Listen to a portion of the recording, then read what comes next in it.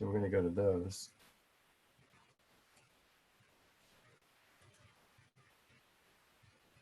And we'll go over here. Go to that one.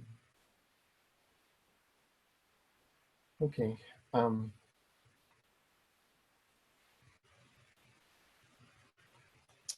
This one we looked at the other day. I just want to point it out again. And it's talking about examples. So you guys are going to pull up things, and if they're on a database, it'll show you how to do it. If they're not on a database and you're doing a Google search, or it's an article that's not on the library website, you're not necessarily going to know how to cite it, and those websites don't tell you how to cite it. So you can use this piece. It'll show you how to do it. These are the in-text things. This is the works cited page. This is a book. So it probably wouldn't be a book that you're looking at. Here's a website. Here's an example of what a website looks like. Last name, first name. The website is in italics. The year it's published. This is the URL, and then the access date would be right there. Article on the website, what does that look like? So again, it's last name, first name, period, by the way, quotes, because now you have an article, so you put in quotes.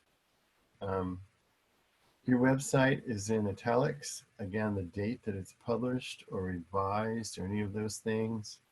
Put your URL and when you accessed it. So it sort of gives you a model, which is kind of nice. Videos, if you're doing a video. Databases, it's got that, but you know, I think most of those sites will do it themselves. If you have an email from somebody or a personal interview, you do it like that. So those are some of the main things that you might need and ways to cite it. Okay. The citation worksheet we looked at a bit the other day. And this is a nice thing because the majority of the things you do would maybe be a chapter of a book if you look that up on the database, article in a database, article on a website. These are the main things that you're doing. So if you just use this as your template and you look at, okay, author's last name, first name. Now, if you don't have an author on something, leave it off. You just don't put it. You move this one over, this becomes your first thing. The title of the website article becomes first. And then you have the name of the website and the publisher or sponsor. If these two are the same, say it's Wikipedia, we put Wikipedia up here, but we're not going to put Wikipedia again because it's the same. When it's different, if not Wikipedia, something else, we put the name of the website and we put the sponsor of the website. Then the day, month, and year of publication, the URL, and by the way, it's a comma between each thing. And then the access date like that. So if you got it today, it would be the 15th, April 15th. And you would put that.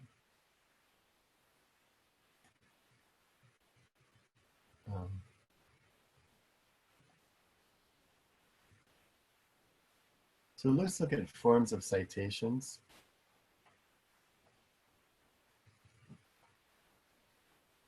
And I kind of want you to do these on your own. So I'm going to go down a little bit.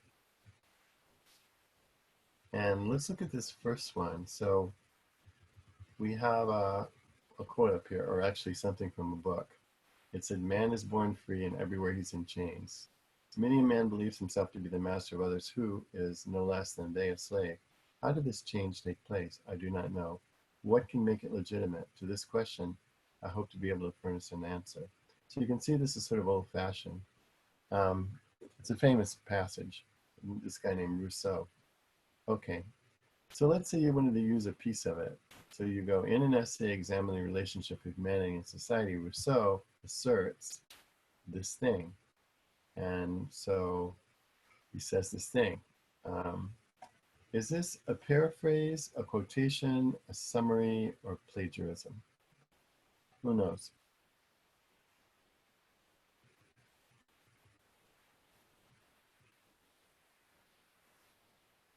So let me ask you guys. Okay. Um, Connor, what would it be? It kind of looked paraphrased. A paraphrase? Okay, so a paraphrase means you put it in your own words. Um, let's go back to it in a minute. Okay, so let me go back so we can look again. Was this put in your own words? This one? Because see, if you're looking at it, it says this. Can you find that up there in this passage? Yeah, I see it's the very top line, so that's Yeah, the very top. downright plagiarism. Okay. So, but it's not really plagiarism. That would be if you didn't give it credit, and it looks like they gave it credit. Oh. Wow, you're helpful. Yeah, don't listen to me, class. I'm steering you in the wrong direction. No, no, no. So now that you've eliminated plagiarism and paraphrase, what do you think it is? Quotation then? Yeah. Let me tell you one thing about this particular one. So it tells you that when you have the name of the author in your sentence, don't put it here. So this is interesting because this handout that some English person made, they made a big mistake.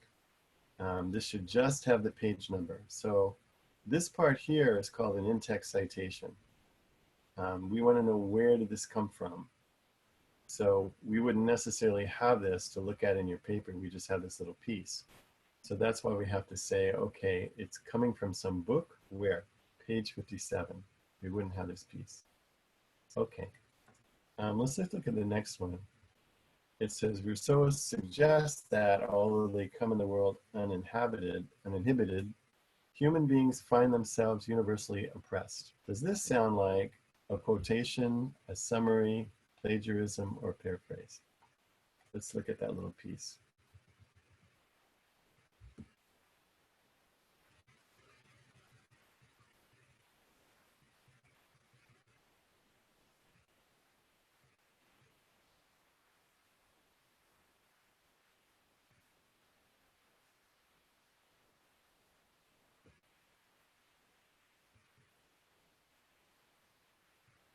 What would that be? Let's see. Lauren, do you know? Paraphrase? Yeah, I think it's a paraphrase because a summary would be a long piece, maybe even 4 or 5 pages, a summary. It's just a paraphrase of what that says. Okay. Um, all right. So let's look at the next one. This one says, in the essay, The Origin of Civil Society, Rousseau questions his observations of humanity, which indicates that a person's free nature and his or her actual social status are in conflict. Okay. Um, what do you guys think this one is? Leah, what do you think?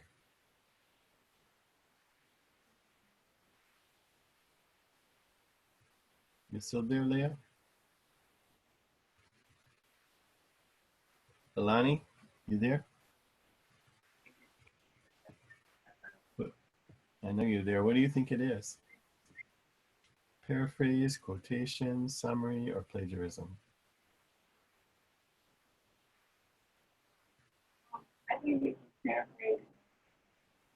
A paraphrase. So, okay, so this last one we said was probably a paraphrase because it's looking at that little piece and just talking about that little piece. This one is talking about the whole essay.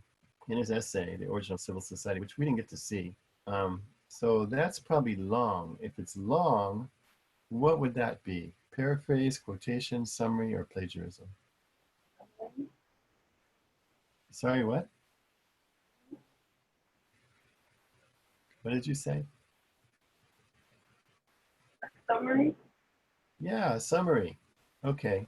So this isn't too hard. You just have to be able to identify it. Okay, good. All right. And let's try one more, or maybe a couple more. This one says, even though a man is born free, everywhere he's in chains, since some men believe they are masters of others who are no less than a slave. Now that's looking very close to what that is up there.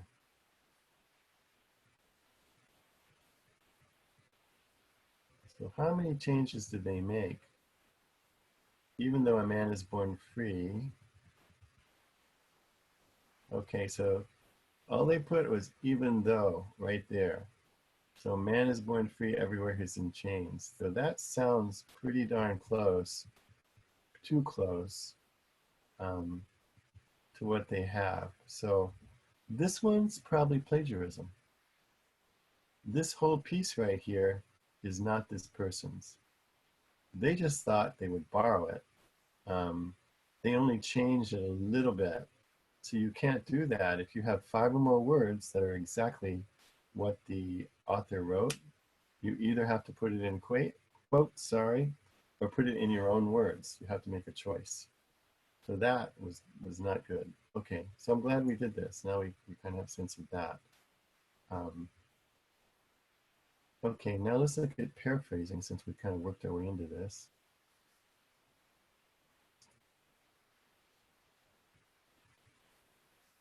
Paraphrase does this.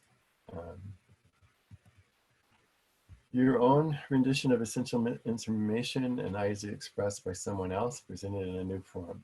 One legitimate way to borrow from a source. Legitimate, that means you can do it.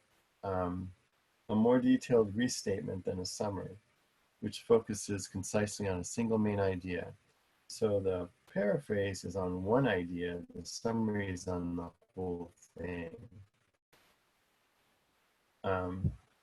So here they're showing you a difference, but I think we already looked at it. There's a quote, and so you see it's in quotation marks.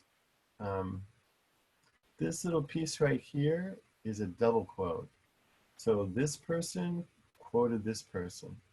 And what happens is you have a double quote here, and you have single quotes around this one because this was something that somebody else quoted. So this is like the third person using this particular thing. So this guy Gladwell, that's his quotation. And then this piece in here, he quoted from somewhere else. So he put single quotes around it. Notice that the in-text citation puts the last name and the page number. So we have that and then a period. The period's always on the outside. It's never on the inside. Okay. That's a quote. A legitimate paraphrase, kind of legal, sort of takes a lot of these ideas and puts them in your words. Notice there's none of the same words. He does keep, or she does keep this one right here, this cumulative advantage. And they don't say professional hockey player. They say, for instance, in Canada. So they make it very specific. So this is actually a legitimate paraphrase, which, by the way, they still have to say, hey, I'm paraphrasing what I found on page 30.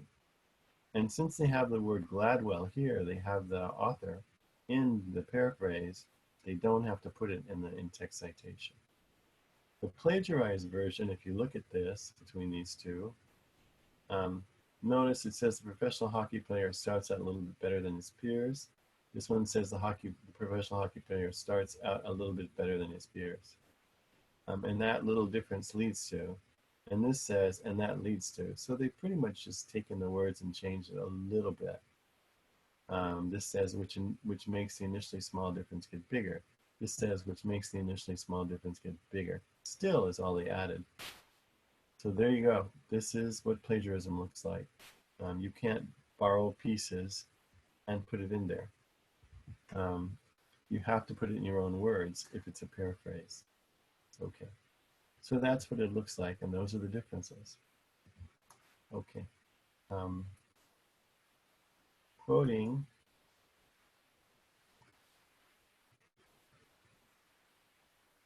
This is punctuation, so that's sort of a big deal with how you put this in your paper. This is really useful. It's something that you guys, or at least most people in the class, have to learn because they do it wrong. Periods and commas always go inside the quotation marks. Do you see? So a lot of people want to put the quote and put a period outside. They want to put the quote and put the comma outside. The period goes inside, the comma goes inside. So in this case, you have this lead-in. She writes, comma. That's not part of the quote. She writes, comma. You put a comma before the quote when it's a complete sentence. If it's a partial thing, you don't need a comma. Okay. Semicolons and dashes go outside. So here we have, he writes that England is still a great power. Now, he just took a piece of a quote, and he's going to put another sentence on. So he puts a semicolon on the outside of the quote, not the inside. All right. And then question marks and exclamations can go either way. So it depends on if what you're quoting is a question, or if when you put the quote in what you have to say, it all becomes a question. So this one says, she asks, who's really running America? This is, by the way, something that was quoted and it was a question in the quote. In this one, it wasn't a question in the quote. She did. Who created the phrase, a stitch in time saves 9? This was not a quote. So the question, sorry, a question. So the question mark goes outside. And here, when the quote could stand alone as a sentence, the beginning of the quote should be capitalized and introduced with a comma. Just like the one we saw up there. So she writes, comma, capitalized, we need to remove his nose, period, end of quotations. So even though this has a period, you're continuing on with the sentence, which feels weird, but this part right here is not part of your stuff. So this is just a subject, and this becomes your sentence. But she writes that they need to eliminate his snaz. So here you have both rules. Here you have its complete sentence that you took, you put in the middle of your own sentence. You still need the period. In this case, it goes inside the quotes. And here you're finishing your sentence. And again, this is a quote you're using and the period's inside. Okay. These pieces here, these lead-ins, are called attributive tags. They can either start like this or they can follow. In this case, it starts. She writes. In this case, it follows. So if you have an attributive tag or a lead out, we need to remove his nose is the quotation. Put the comma inside and finish your sentence like that. Okay. When it comes before the quote, comma there, and then it's its own complete sentence like it was, and the period goes inside. So this is punctuation. It's really basic punctuation, and stuff you need to be able to do. Oops. Okay. All right, so I think we've covered all of these pieces. Yeah, we've covered all of these pieces. I'm going to be adding a kind of an exercise on it tomorrow, or yeah, tomorrow for next week. And we're going to look next week because we wanted to cover some of this week, but we really don't want to cover everything all at once. It gets to be really heavy. So we kind of covered that. And next week, we'll actually look at a works cited page. We'll make one. So we'll find some of our sources. We'll put them on the works cited page. We'll look at how to punctuate a works cited page. All of that kind of stuff we'll do next week. Okay. So for this week, what I want you guys to do is just finish your essays. If you have questions on your essays, make sure you ask me. Do turn in whatever essays that you owe me so I can mark them up for you. I'm not thinking that you always get the notification that your essay has been marked up. So I think you just have to go back to Canvas and look at the assignment and see if it's been marked up. If it's still a revision, then you have to look at what the notes are on the side, the suggestions, and fix it up. Sometimes it's minor revisions. It'll be like punctuation, which is not really minor, but still, it's not like you left a paragraph out. Sometimes it's more major, like you forgot a paragraph, you forgot 2 paragraphs. If you forget a thesis, which is pretty major, that's your sentence at the end of the introduction that says what the essay is going to be doing. With these rhetorical pieces, they always want to know, well, was the message communicated successfully? So whether you're looking at a print piece like the dehumanization thing, or a visual analysis or a visual piece like, I don't know, one of the kids, the kid with the hand, um, the last sentence, the thesis has to say that it's successful in terms of impacting the target audience and why. That becomes your major idea for the whole essay, and it's your lead-in. Okay. Um, any questions on this? I had one question. Okay. It was when we were going over the paraphrase, Yes. and it showed like the page number at the end of it. Yeah. So we got to kind of cite it as well when we're paraphrasing. Yes. Yeah, because the paraphrase means you took somebody else's idea. It's not your idea. Okay. It's your words. It's your words, but it's not your idea. You didn't even think of it. And the other thing about paraphrasing is when you think about research and academic work, you want to have some backup. If people think this came out of your head, they're going to be like, I don't know, how credible is that? But if they know it came from this source where this person's, I don't know, an expert on it, or they have an experience where they're an expert on it, then by paraphrasing and then saying, hey, it's not mine, I got it from this guy over here, or this woman over here that was writing about it. Um, that adds credibility to your piece. So you really want to do it. You want to sort of show off that, hey, I found this information, I'm sharing it with you, and I'm using a paraphrase because I think the way it was written was maybe too difficult. Like some of those articles on the database are sciencey type things. Some of them are economic. They have terminology that you might understand because you've been reading the whole article, but somebody else jumping into it, just looking at something quoted, it's kind of like, wait a minute, what is that?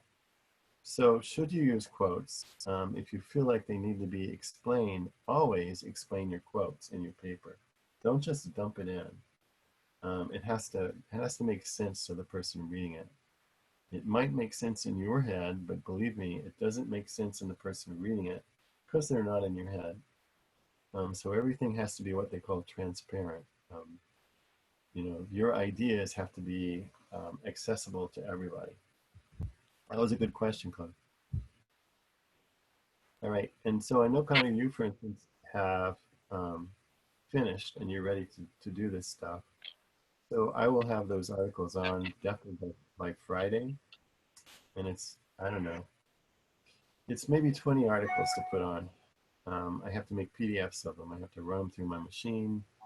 It takes a while. So I'll do all that. And so you'll have some base articles that people have used before. They may give you ideas. These are usually pretty good articles. You want to be careful about looking at things like forest fires. People were very interested in that last year. And what do you want to say about forest fires? It's not anything to mitigate climate change. It's something that's happening because of climate change. It's something that's happening because we don't have water. Mitigating it would be figuring out how do we have more water? Um, how do we regrow the trees when they burn? It's things like that. How do we manage our forests better so that we don't have huge amounts of trees burning? All of that is mitigating. So forest fires themselves, even though it's dramatic, scary, is not mitigating. It's just that's the impact or the effect of climate change. So I want to put some articles on that are good. And on Monday, we will talk about what kind of research you guys have found. And we'll do group share on that. And you guys will kind of talk about what you found and where you think you're going to head on it. If you found a good article, one good article, or there's a couple of good articles you like, you want to share that. And the other people will share. And it's okay to borrow from each other so that you're writing about the things that you think maybe are most effective. And sometimes you're writing about it just because it's maybe, on paper a good idea, like let's say using corn for biofuel is a good idea, which by the way, it's the most widely used biofuel, it's corn oil. but there's questions about if that's a good idea or a bad idea. So you would look that up if that's what you wanted to do, because if we do a biofuel, is that better in terms of greenhouse gases? Is that better in terms of what would happen with oil? I mean, just the process of obtaining oil is stressful on the environment. It produces a lot of pollution.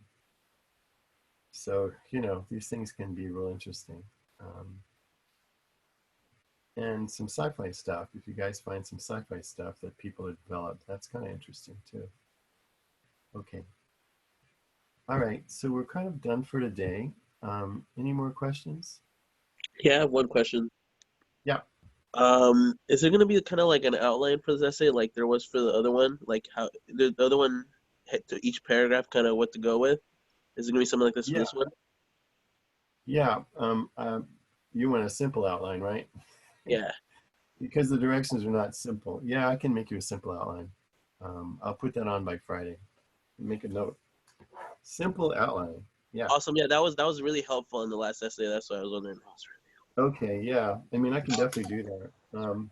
You're gonna find as you go through college is people are gonna those directions that I have for you are standard directions, but I also like the outlines. I think it's tell me what I'm supposed to have here.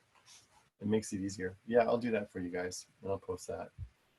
The good thing about it is this is your last essay, so if you're caught up, this is your last essay. So that's kind of cool. This one is a longer one, so it's like 1,200, 1,300 words. It's research, so that's where you have to find a lot of articles, at least 6. I'm going to give you a bunch, and then you're going to look more up so that you can borrow from the articles. And that's why, given all these articles, you have to make a works cited page. People want to know where they came from. So on Monday, we want to learn how to make that works cited page.